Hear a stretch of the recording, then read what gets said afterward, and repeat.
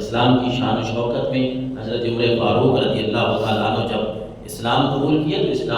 اسلام کی جو شان تھی، جو شوکت تھی، وہ بڑھ گئی۔ صحابہ خود فرماتے ہیں ہم میں سے کسی کی ہمت نہیں تھی بیت اللہ شریف کے پاس جا کے نماز پڑھیں، لیکن جو ہی حضرت عمر فاروق رضی اللہ تعالیٰ عنہ نے اسلام قبول کیا تو ہمیں ہمت ہو گئی، ہمیں پتہ چل گیا کہ آج کے بعد اگر ہم اللہ کے گھر میں جا کے نماز پڑھیں گے، رب کی کوئی عبادت کریں گے، رب کا نام لیں گے، کم از کم ہمارے ساتھ عمر کھڑا ہوگا تو ہمیں کوئی کچھ نہیں کہے گا۔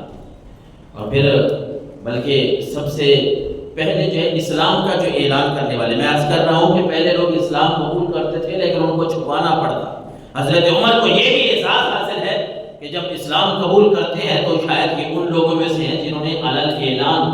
یعنی سب کے سامنے اعلان کیا اور لوگوں کے جا کے دروازے کھٹکھٹائے کہ لوگوں عمر نے اسلام قبول کر لیا ہے۔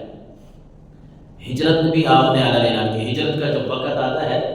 مسلمانوں کو حکم ہوتا ہے مکہ مکرمہ چھوڑ کے مدینہ منورہ جانے کا، یا مکہ مکرمہ چھوڑے، بلکہ اس وقت ہجرت مسلمانوں کے اوپر ضروری کر دی گئی تھی۔ تو وہاں بھی ظاہر ہے مسلمان مکہ مکرمہ چھوڑ رہے ہیں تو کافر اس کی بھی مخالفت کرتے ہیں۔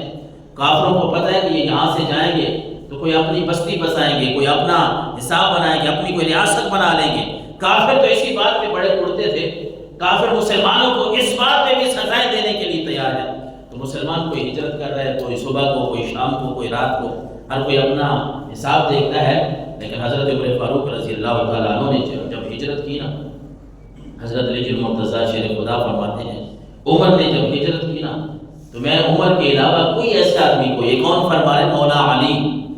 المرتضیٰ شیر خدا فرماتے ہیں کہ حضرت عمر کے علاوہ میں کسی ایسے آدمی کو نہیں جانتا جس نے اس طرح علل اعلان ہجرت کی ہو کہ حضرت عمر نے گلے میں تلوار لٹکائی،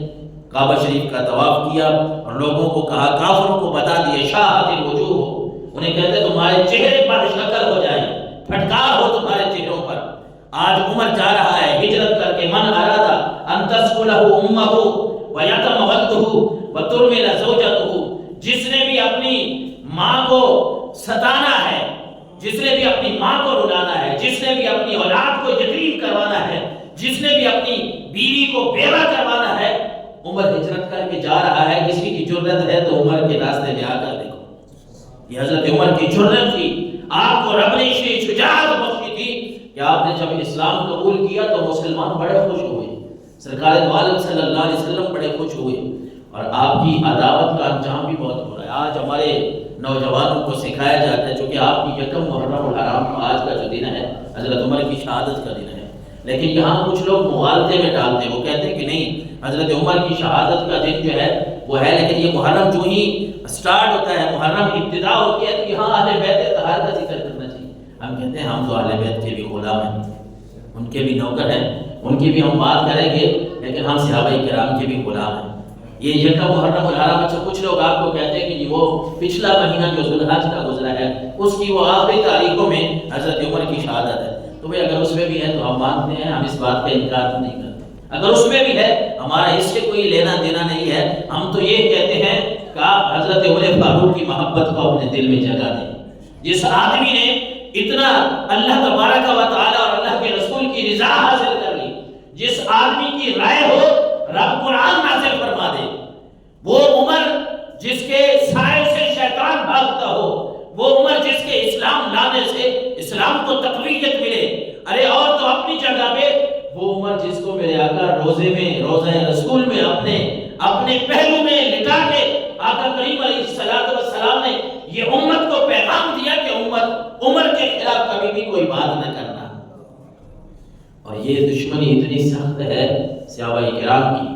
حضرت عثمان غنی رضی اللہ تعالیٰ عنہ کا ہم پچھلے جمعے پہ بیان کر رہے تھے، سن رہے تھے،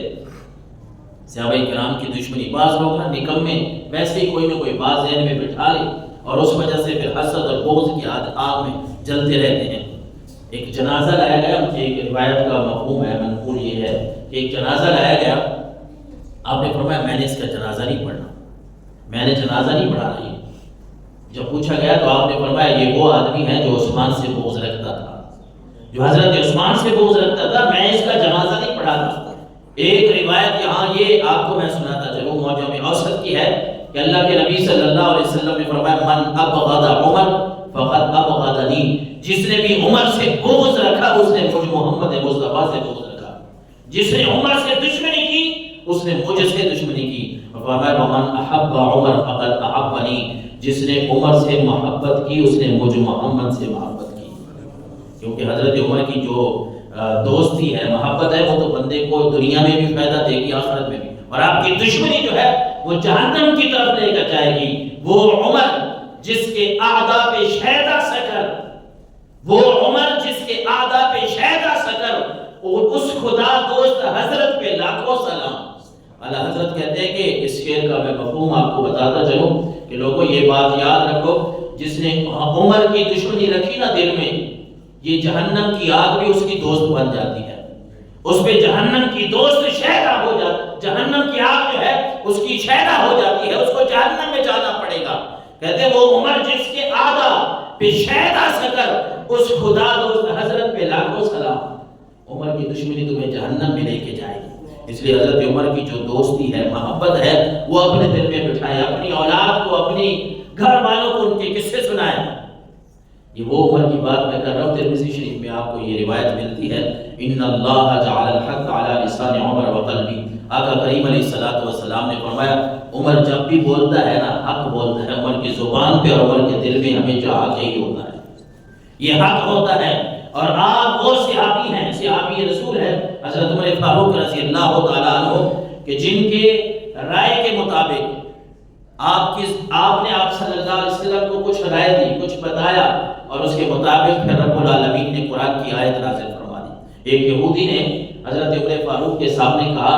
کہ یہ جبریل اور یہ جتنے بھی ہیں یہ اللہ کے دشمن ہیں، یہ فرشتوں کی بات کی، یہ جبریل بھی رب کا دشمن ہے۔ حضرت عمر فاروق رضی اللہ تعالیٰ عنہ نے اس کے سامنے عربی کی ایک عبارت پڑھی کہ من کان عدوا للہ وملائکتہ ورسلہ وجبریل ومیکال فإن اللہ عدو للکافرین۔ حضرت عمر فاروق نے، منقول تو یہی بات ہے کہ اس کے سامنے یہ بات پڑھی، اور جب اس کو ان الفاظ میں جواب دیا، رب العالمین نے انہی الفاظ کے ساتھ اس کو قرآن کی آیت بنا دیا۔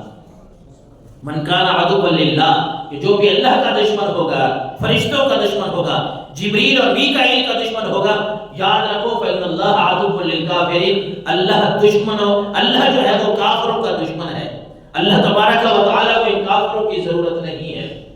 یہ کافر اگر رب سے دشمنی رکھتے ہیں تو رب کا بھی اعلان ہے کہ رب بھی ان کا دشمن ہے، رب